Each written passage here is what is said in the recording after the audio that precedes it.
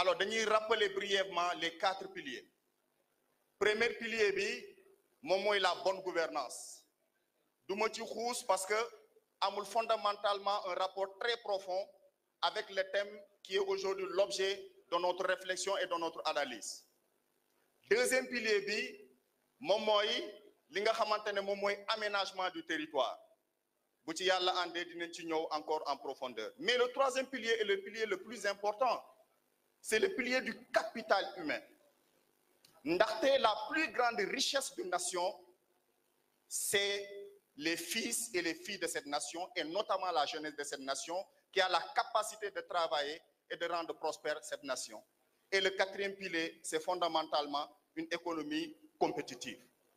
Mais dañuy ñëw ci troisième pilier bi mi nga xamante ne moom la ñuy wax le capital humain. Un capital humain doit fondamentalement être en capacité d'apporter de la plus-value.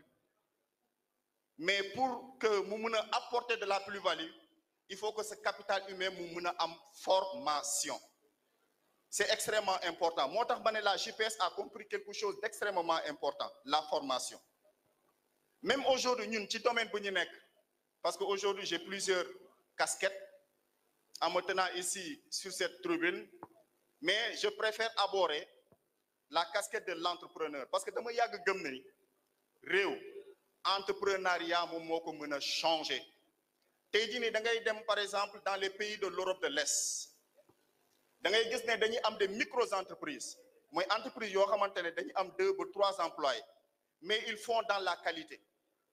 Peut-être dans le cadre des formations que nous aurons à animer dinañ ñëw en profondeur par rapport à ça, et aussi dinañ partager suñu expérience professionnelle en tant que entrepreneur. Maintenant li ma doon wax mooy le capital humain dafa war a am formation, même dans le domaine de l'entrepreneuriat, parce que tey jii ni Sénégal pour ñu mën a impacter ci économie Sénégal, transformer économie Sénégal, dañoo war a xam structure économie Sénégal nu mu demee. Tey jii nii il y a ce que l'on appelle le secteur primaire, le secteur secondaire et le secteur tertiaire. Secteur primaire mooy lan?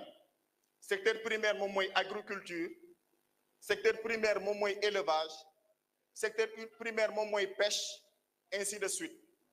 Et il se trouve que selon les statistiques suñu secteur primaire moom mooy capter à peu près 70% de la population active mooy ñi nga xamante ne ils sont en âge de travailler. Secteur primaire boobu moom moo leen di capter 70%. Maintenant ñun dans la vision de Sénégal vision 2050 pour ñu mun ko transformer il faut que secteur primaire boobu ñu mun ko jël former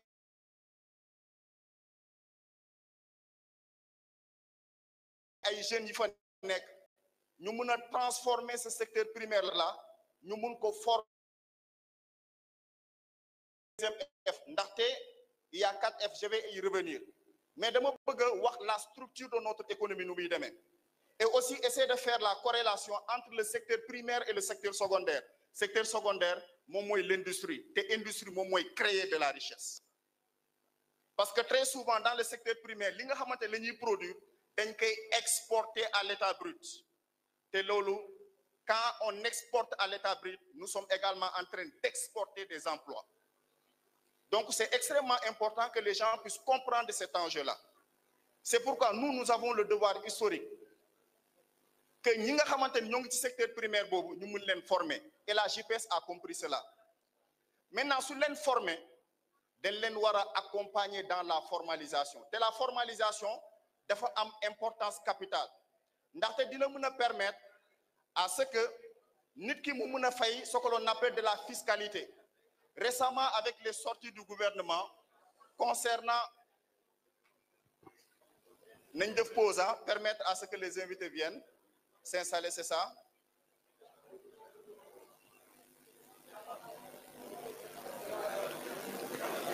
Alors, après, comme tu l'as dit, il y a le PCA de la CNPNA, notre frère Mamadou Sen, avec toute sa délégation de Djahaï.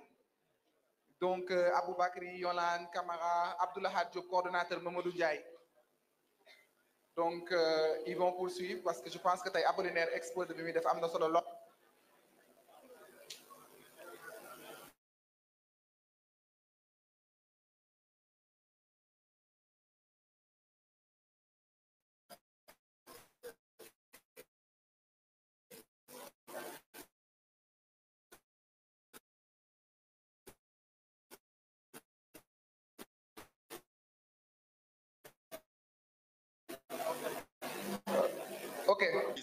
am NINEA am registre de commerce d'abord premier impact bi ngay am ci yow mooy tout sera reconnu par les services de l'État te loolu soo ko amee di nga mën a compétir pour pouvoir participer à la commande publique c'est extrêmement important mais deuxième chose par rapport à la formalisation dafa am impact également ci État du Sénégal ndaxte entreprise bu nekk dafay fay ay impôts dafay fay fiscalité te dégg nañu le président Ousmane Sonko par ailleurs premier ministre de la République du Sénégal ne assiette fiscale bi dañ ko war a gën a yaatal ndaxte dafa am quelques entreprises ñuy fay fiscalité bu bari mais am na ñoo xamante ne du ñu fay dara donc fiscalité boobu dañ koy wàññi ñu élargir assiette bi su ko defee toutes les petites entreprises yi nga xamante ne état bi dina leen accompagner dina leen mën a également permettre ñu mën a participer au paiement de la fiscalité et troisième chose ces entreprises fondamentalement auront besoin de recruter du personnel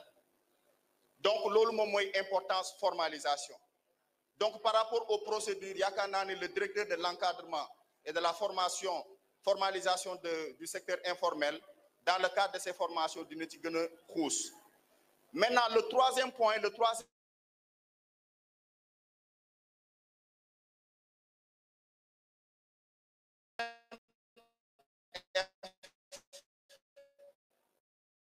moom mooy le financement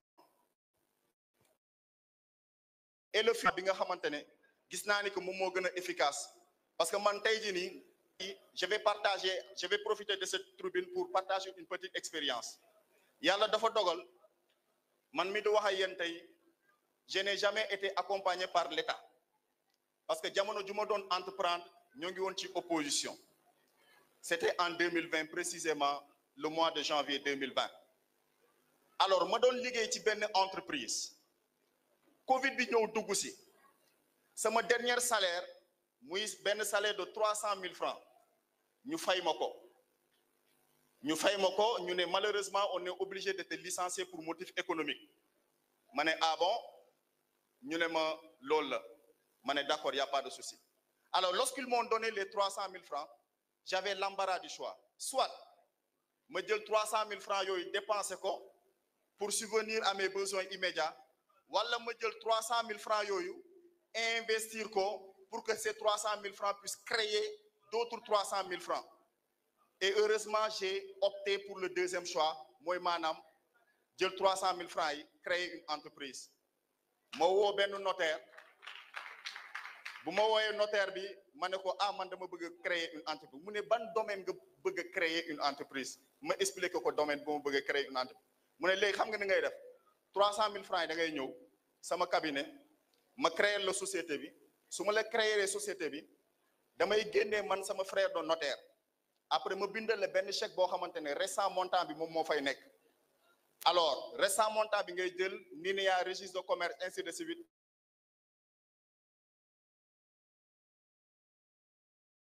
nga dem ubbi sa compte banque et le reste ce sont des et pour pouvoir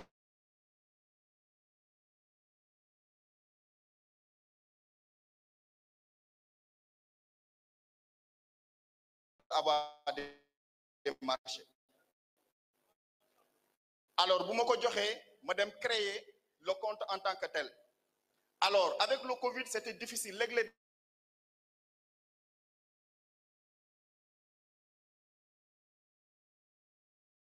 comme tey nu ma ko defee ñëw taxaw avec les grands airs je suis directeur général d'une telle société hors bureau sax aw ma ko woon mais li ma amoon moom mooy la détermination que suñ ma joxee un marché je vais le réaliser et je ferai des miracles avec cela ba benn jour yàlla dogal ma dem ci benn entreprise formelle du ma citer tour bi ma dem entreprise formelle ñëw par hasard ma taxaw ci buntu entreprise ne dama soxla gis ki nga xamante ne moom mooy gérer les agréments mooy maanaam nga dugg ci entreprise su ko defee su amee marché ñu mun la consulter ma ñëw vigile mi ne ma ndax da nga am rendez-vous ma ne ko non non aw ma rendez-vous mu ne mais néanmoins xaaral ma woo directeur bi mu woote mu ne y a un certain Diatta bi nga xamante ne moom moo lay demande mu ne ko dafa am rendez-vous mu ne ko mu ne ma non mu ne ma non garaawul bàyyi ko mu ñëw ma ñëw waa ji ne ma ana say dossier ma génne ko benn bout de papier bi nga xam ne dama décrire un peu les activités de mon entreprise saa waay xool ma mu ne ma booy yoo xam naa ne yow amoo benn expérience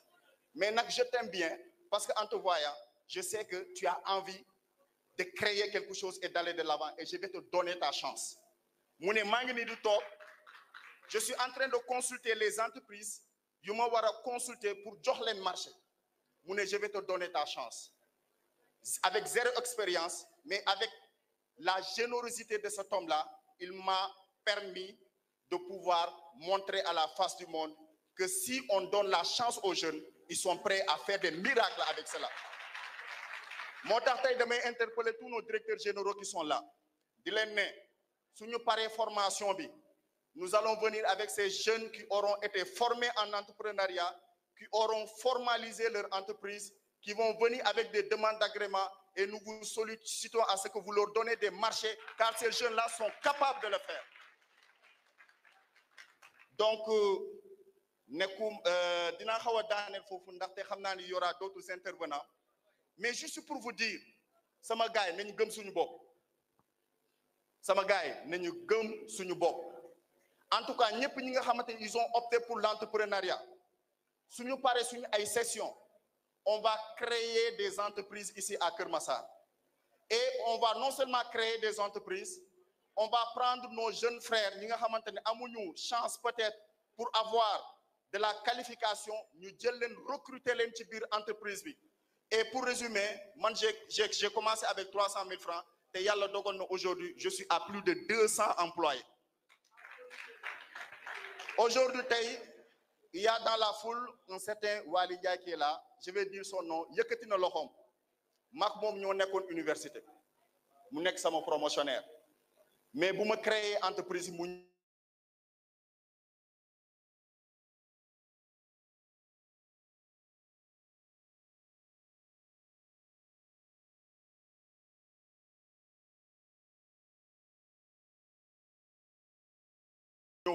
gis ma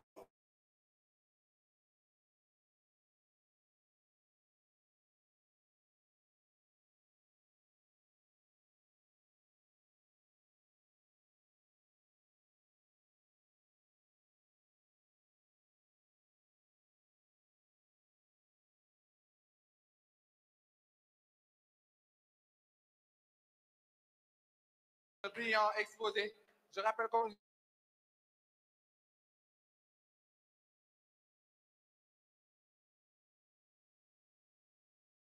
donc je pense que après on va finir par le Mbappé comme vous le dites, le Mbappé national. Mais avant ça, dañuy def benn prestation na xam naa ne xaw ngeen sonn un peu avec notre artiste Wally Bakeba.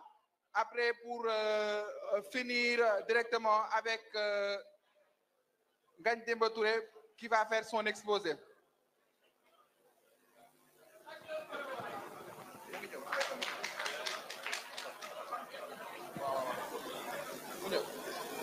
Salam alaikum.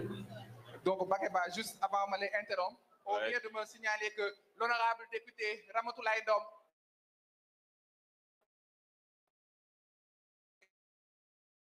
est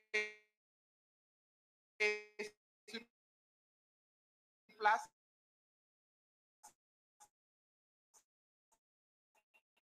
Donc, s'il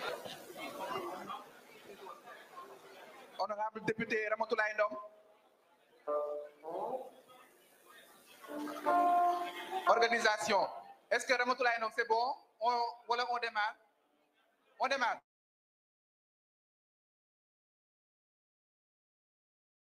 Oui, Wally. Entre-temps, nous, général de l'ANPEJ, notre sœur Sina Gueye qui est accompagnée aussi d'une délégation, avec notre sœur aussi Maïmouna Dia, qu'on remercie également. Oui. C'est bon pour la délégation de l'honorable député.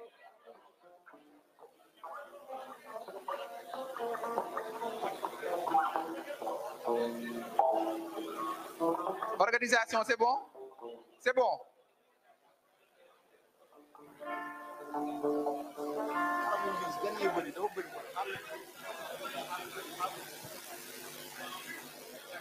Il y a aussi le maire Massignan. Donc, l'honorable député Ramatoulaye Ndom, avec une forte délégation de Keur Massar Nord.